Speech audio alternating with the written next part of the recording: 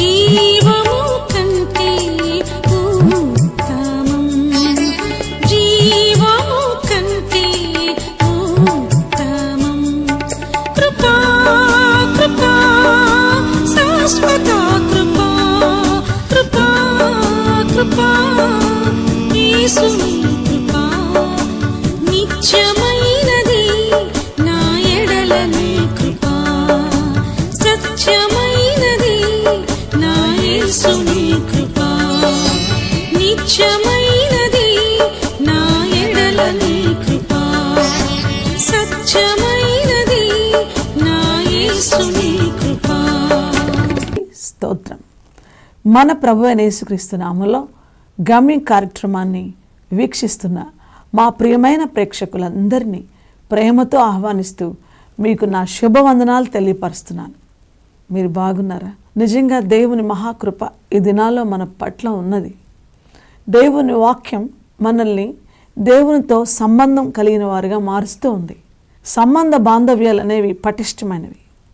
సంబంధం అనేది మన రక్తంలో నుంచి, మన రక్త సంబంధాన్ని ఎవరైనా విడదీయాలని పోరాడినా ఆ రక్త సంబంధాన్ని విడదీయడానికి వారు జయం పొందుకున్న ఆ రక్తాన్ని వారిలో నుంచి తీసేయడానికి వారి తరం కాదు. ఆ లోపల ఉన్న రక్త సంబంధం అనేది చాలా శ్రేష్టమైనది, నిత్యమైనది. చచ్చేంత వరకు ఆ రక్తం అనేది ప్రవహిస్తూనే ఉంటుంది. దేవునికి మహిమ కలుగును గాక. మనం బాగా ఆలోచిస్తూ దేవుని వాక్యాన్ని ధ్యానిస్తూ దేవునితో మనకున్న సంబంధాన్ని మనం పటిష్టం చేసుకోవడానికి ప్రభు ఇచ్చిన మహాకృప ఇది. ఒకసారి మనం గమనిస్తే దేవుని వాక్యం వింటున్నాం, దేవుని సన్నిధిలో ఉంటున్నాం. దేవుడు మన ఎడల ఎటువంటి సంబంధాన్ని కలిగి ఉన్నాడు అని ఒకసారి ఆలోచిస్తే, భార్య భర్తతో సంబంధం కలిగినప్పుడు వాళ్ళిద్దరి సంబంధాన్ని ఎంతవరకు పరిమితం చేసుకుంటారు? భర్తగా, బాధ్యత కలిగిన వాడుగా అంతవరకే. పిల్లలు పుడితే తండ్రి. అయితే దేవుడు మనతో సంబంధం ఎన్ని రీతులుగా మనతో స్థిరపరుచున్నాడు, ఎన్ని రీతులుగా మనకు సహాయం చేస్తున్నాడు, ఎంతగా ఆ సంబంధాన్ని పటిష్టం చేసి స్థిరం చేసి మన జీవితాలకి సంతృప్తిని కలిగిస్తున్నాడో ఈరోజు మనం దేవుని వాక్యంలో చూస్తాం. దావీదు కీర్తన 103వ దావీదు కీర్తన చాలా శ్రేష్టమైన కీర్తన. దావీదు మహారాజు తనకు తానే బోధించుకుంటూ తన ప్రాణానికి చెప్పుకుంటూ దేవునితో తన సంబంధం, దేవుడు తనతో కలిగిన సంబంధాన్ని తేటగా కనుపరుస్తూ ఉన్న శ్రేష్టమైన కీర్తన.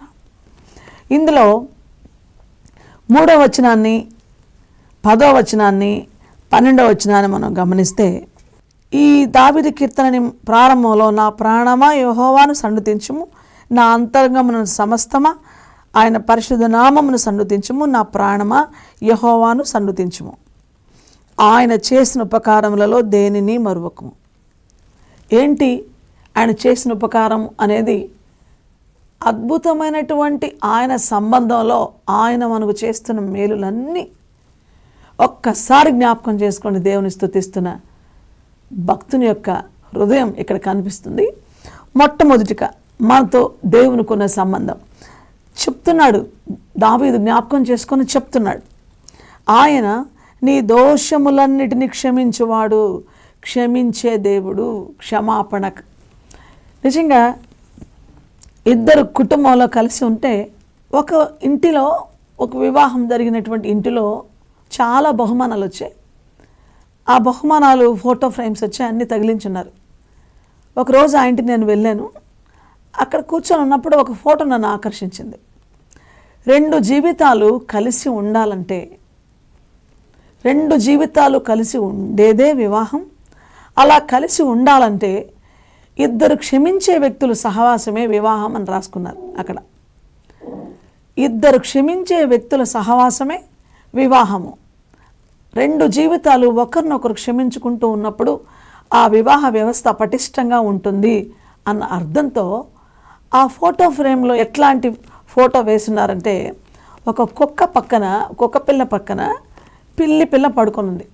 2 ఎంతో సహవాసంతో గాఢ నిద్ర, ఒక్క జంతువు పక్కన మరొక జంతువు పడుకొని ఉండడం.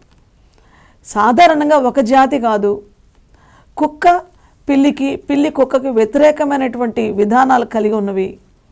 అవి ఎలా స్నేహం చేస్తాయి, ఎలా క్షమించుకుంటాయి? తను తెచ్చుకున్న ఆహారాన్ని అది తినాలంటది. దీని గుణాలు వేరు, దాని గుణాలు వేరు. ఆలోచిస్తే ఇద్దరు క్షమించే వ్యక్తుల సహవాసమే వివాహము అని చక్కటి మాటలు రాసి ఆ ఫోటో పెట్టారు. ఆలోచించారా? దేవునితో మన సంబంధం స్థిరంగా ఉండాలంటే దేవుడు మనల్ని క్షమిస్తూ ఉండాలి. మనం దేవుని ఏం చేయాల్సిన పని లేదు.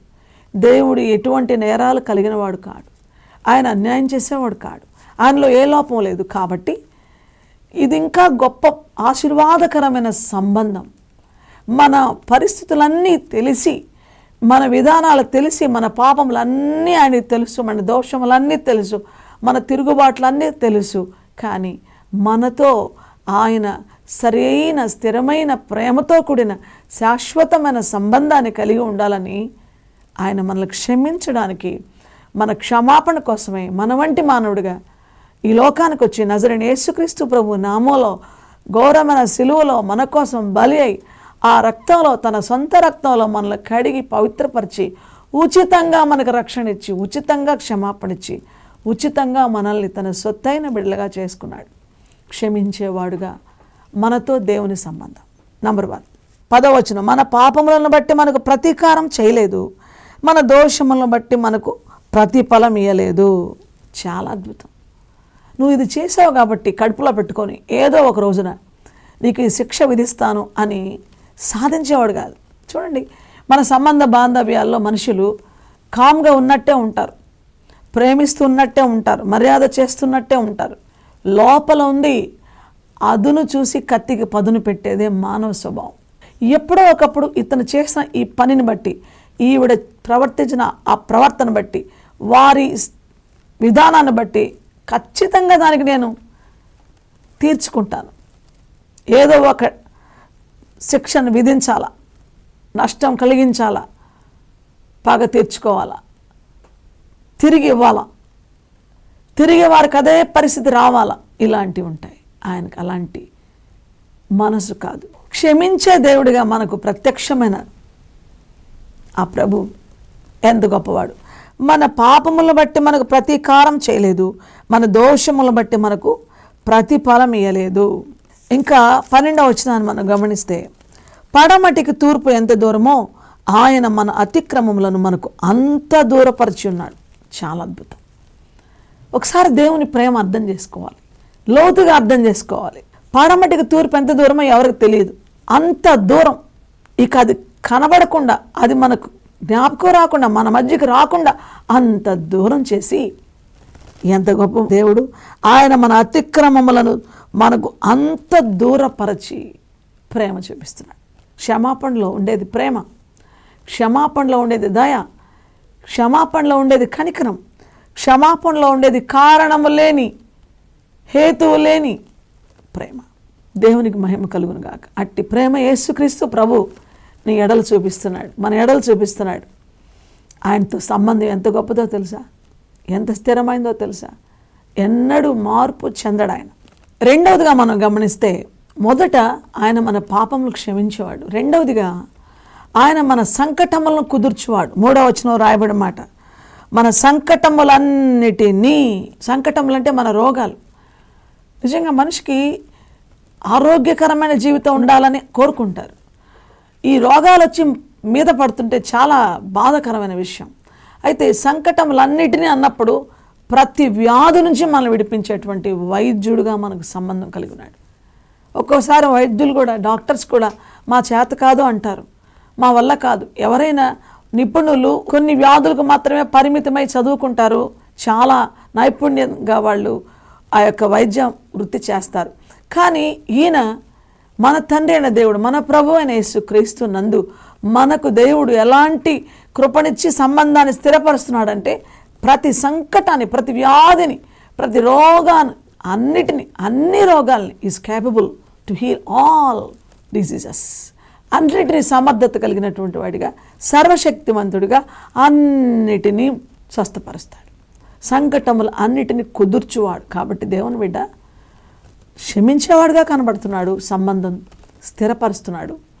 ప్రేమించిన ఆ ప్రభు, క్షమించిన ఆ ప్రభు ప్రతి వ్యాధి నుంచి, పాపం వల్ల ఏమొస్తుందంటే వ్యాధి వస్తుంది. పాపం యొక్క మూలము వ్యాధిలో ఉంది.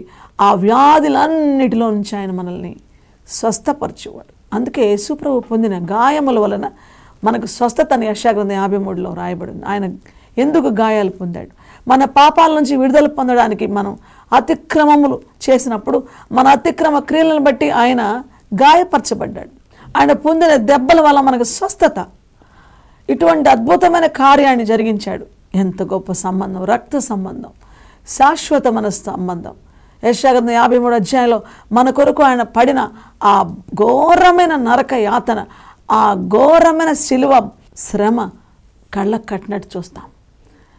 అందుకే పాపం వల్ల వచ్చిన వ్యాధి నుంచి విడిపించడానికి పరమ వైద్యుడిగా మన కోసం ఆయన గొప్ప సంబంధాన్ని తన గాయాలతో స్వస్థపరిచి తన రక్తంతో కడిగి మనల్ని తన బిడ్డలుగా చేసుకుంటున్నాడు. ఎంత గొప్ప బాధ్యత, ఎంత గొప్ప ప్రేమ ఇది.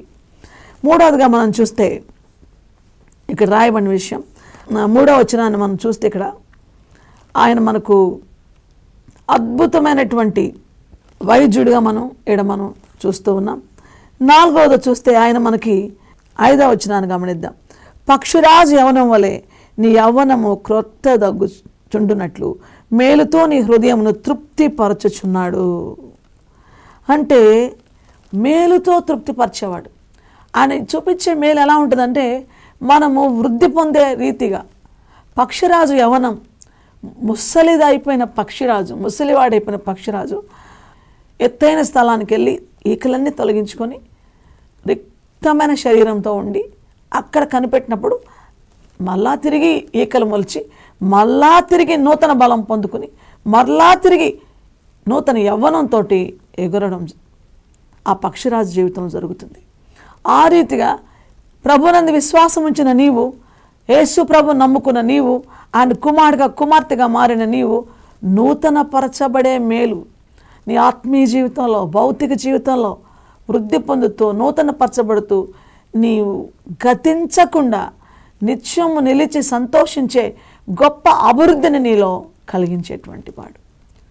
నూతన పరిచే మేలుతో తృప్తిపరిచి ఆ మేలు గతం కంటే ప్రస్తుతం ఎంత నూతనంగా ఉందో, ఎంత ఆశీర్వాదకరంగా ఉందో, ఎంత మహిమకరంగా ఉందో కనుపరిచే మేలును కలుగజేసేవాడు. ఎంత గొప్ప సంబంధం ఇది. స్వస్థపరిచిన తర్వాత క్షమించాడు, నంబర్ 1. నంబర్ 2, ఆయన నీకు వైద్యుడిగా ఉన్నాడు. నంబర్ 3, నీకు మేలు కలుగు చేసేవాడు. అద్భుతమైనటువంటి విషయం. ఆయన విమోచకుడు. ఆయన విమోచకుడుగా ఉన్నాడు. మన పాపం నుంచి మనం విడుదల చేసిన విమోచకుడుగా. 4వ వచనం మనం చూస్తే సమాధిలో నుండి నీ ప్రాణమును విమోచించుచున్నాడు. సమాధి, నిత్య నరకంలోకి వెళ్ళిపోకుండా, నీ ఆత్మను పాతాళంలోకి విడిచిపెట్టకుండా, సమాధి నీ జీవితానికి సమాప్తం చేయకుండా నేను నిత్య మహిమకు తీసుకుని వెళ్ళే నిత్యమైన మార్గంలోకి తీసుకుని వెళ్ళేవాడిగా ఉన్నాడు. సమాధిలో నిజంగా యేసుక్రీస్తు ప్రభునందు మరణం నిద్రగా మారిపోయింది. ఆయనతో సంబంధం, ఆయన మన ఆత్మని పాతాళం తీసుకువెళ్లకుండా, మన ఆత్మని నిత్య నరకానికి వెళ్ళనీయకుండా ఆయన మార్గం, సత్యం, జీవమై నిత్య మోక్షానికి తీసుకెళ్తూ సమాధిలో నుంచి విమోచించాడు. ఎంత అద్భుతమైన విషయం. ఆయన మన విమోచకుడు. 4వది, ఆయన మన విమోచకుడు. ఇంకా మనం చూస్తే ఆయన ఎంత అద్భుతమైన కార్యం చేశాడు. 6వ వచనంలో మనం గమనిస్తే యెహోవా నీతి క్రియలను జరిగించుచు బాధించబడి వారందరికీ న్యాయము తీర్చువాడు. న్యాయము తీర్చువాడుగా మనతో ఆయన సంబంధం. ఆయన జడ్జ్, న్యాయం తీర్చేటువంటి వారు. ఎంత గొప్ప దేవుడు ఆయన. ఈరోజు అన్యాయాలు ఎంతగా ఉన్నాయి, ఎన్ని ఘోరమైన కార్యాలు జరుగుతున్నాయి. అన్యాయపు తీర్పు తీర్చబడుతున్నారు ప్రజలు. బాధించబడేవారు బాధలతోటి అయ్యో అక్రమం, అన్యాయం అంటూ బాధపడుతున్న దినాల్లో అసలు మన పక్షాన న్యాయాన్ని ఆలోచించే వాళ్ళే కరువైపోతున్న కాలంలో ఎంత మంచి మాట. ఆయన బాధించబడు వారికి యెహోవా నీతి క్రియలను జరిగించుచు బాధింపబడు వారందరికీ న్యాయం తీర్చును. నీతి క్రియలు, అవినీతి పెరిగిపోతున్న కాలంలో నీతి క్రియలు నీ ఎడల జరిగిస్తున్నాడు. యెహోవా నీతి క్రియలు జరిగించేవాడు. ఆయన నీతిమంతుడు. ఆయనలో ఏ లోపం, ఏ కపటం లేదు. నీతి క్రియలు జరిగించచ్చు, బాధించబడు వారందరికీ న్యాయం తీర్చేవాడు. న్యాయాధిపతిగా ఆయనతో మన సంబంధం. న్యాయాధిపతిగా నీతో సంబంధం కలిగిన ప్రభు నిన్ను బాధల్లోంచి విడిపించేవాడు, నీ పక్షాన నీతి కార్యాలు జరిగించేవాడు, నీకు అన్యాయం జరుగుతుండగా చూస్తూ న్యాయం చేసేవాడుగా ఉంటున్నాడు. 6వదిగా మనం చూస్తే ఆయన మనకు ఎలా ఉన్నాడు అంటే 9వ వచనాన్ని మనం గమనిస్తే, ఆయన ఎల్లప్పుడూ వ్యాజ్యమాడువాడు కాడు, ఆయన నిత్యము కోపించువాడు కాడు. అంటే ఎందుకు దేవుడు మనల్ని గద్దించినా మనకేదన్నా ఆయన కోపం ఎందుకో తెలుసా? మన క్రమం కొరకు. ఆయన గద్దించేది మన క్రమం కొరకు. ఎప్పుడు కూడా మనం ఆయన వైపు చూస్తే ఎల్లప్పుడూ కోపించడు ఆయనకు నిమిషం మాత్రమే, క్షణమే. అది మన సరి అయిన రీతిగా మనల్ని క్రమశిక్షణలో మనల్ని క్రమపరిచేవాడుగా మన కోసం ఆయన ప్రత్యక్షం అవుతున్నాడు. క్రమపరిచేవాడుగా మనకు ఒక సంబంధ బాంధవ్యాన్ని కలిగి ఉన్నాడు. ఊరికే తల్లిదండ్రులు ప్రేమిస్తారు, ఒకరోజు తప్పు చేస్తే గద్దిస్తారు, కోప్పడతారు. అంటే ఆయన కోపం శాశ్వతమైనది కాదు. ఎల్లప్పుడూ వ్యాజ్యమాడువాడు కాడు, నిత్యము కోపించేవాడు కాడు. నిత్యం కోపించడు, కానీ ప్రతిదినం ఆయన కోప్పడతాడు. ప్రతిదినం ఆయన క్రమశిక్షణ కలిగి మనం ఉండాలని కోరుకుంటాడు, మనం గద్దిస్తాడు. ఇది ప్రేమించే వారిని మాత్రమే గద్దిస్తాడు. ప్రేమించే వారిని మాత్రమే ఆయన సరి అయినటువంటి రీతిగా నడిపించడానికి, ఆయన మనల్ని యోగ్యమైనటువంటి స్థితిలో నడిపించడానికి మాత్రం గద్దిస్తాడు. హెబ్రీ పత్రిక 12వ అధ్యాయం 5వ వచనంలో, నా కుమారుడా, ప్రభువు చేయు శిక్షను తృణీకరింపకము, ఆయన నిన్ను గద్దించినప్పుడు విసుకకము. ప్రభు తాను ప్రేమించు వారిని శిక్షించి తాను స్వీకరించు ప్రతి కుమారుని దండించును. కుమారులతో సంభాషించినట్లు మీతో సంభాషించుచు ఆయన హెచ్చరికలను మర్చిపోతున్నారేమో. ఆ సంభాషిస్తున్నాడు ఆయన, హెచ్చరిక చేస్తున్నాడు ఆయన, మర్చిపోవద్దండి. దండిస్తున్నాడు ఆయన. కాబట్టి అట్లా దండించే వాళ్ళు కావాలా? ప్రేమించే సంబంధం మనకు కావాలా? క్రమపరిచే సంబంధం కూడా మనకు కావాలా? ప్రేమించే సంబంధంలో మనం ఎంతో ఆనందిస్తాం. అదే రీతిగా గద్దింపప్పుడు కూడా, హెచ్చరిక చేసినప్పుడు కూడా, మనల్ని క్రమపరిచినప్పుడు కూడా, మనం చేసిన దానికి కోప్పడి ఇది సరికాదన్నప్పుడు కూడా మనం దాన్ని స్వీకరించాలి. అటువంటి సంబంధం చాలా గొప్పది ప్రభువులో మనం చూస్తాం. 7వదిగా మనం చూస్తే 13వ వచనాన్ని మనం గమనిస్తే ఎంత గొప్ప మాట. ఆయన ఎటువంటి ప్రత్యక్షత కలిగి మనం ఆయన వైపు చూస్తున్నాం. ఆయన మనకి ఎటువంటి సంబంధాన్ని మనతో కలిగి ఉన్నాడంటే 13వ వచనం, తండ్రి తన కుమారు ఎడల జాలిపడినట్లు యెహోవా తన యందు భయభక్తులు గల వారి ఎడల జాలిపడును. తండ్రికి కుమారులకి ఉన్నటువంటి బంధం రక్తబంధం. కానీ ఆ రక్తబంధంలో కుమారుడు తండ్రి నడవడికని మర్చిపోతాడు. నిజంగా సమ్టైమ్స్ పిల్లలు తల్లిదండ్రులకి అవమానం తెచ్చే పనులు చేస్తారు, తలవంపులు తెచ్చే పనులు చేస్తారు, అసలు చెప్పిన రీతిగా నడవరు, వారికి ఎంతో బాధ కలిగిస్తారు. అయినా తండ్రి అంటున్నాడు, తండ్రి కుమారుల ఎడల జాలి పడినట్టుగా ఆయనతో మనకున్న సంబంధం జాలి, కనికరం. దేవుని బిడ్డలారా, ఆయన తండ్రి, పరమ తండ్రి. యెషయా 9:6లో నిత్యుడైన తండ్రి అని ఆయనకి పేరు. నిత్యుడైన తండ్రి, నిత్యము తండ్రి, ఆయన కనికరము చూపు తండ్రి, సమస్త ఆదరణ అనుగ్రహించే తండ్రి.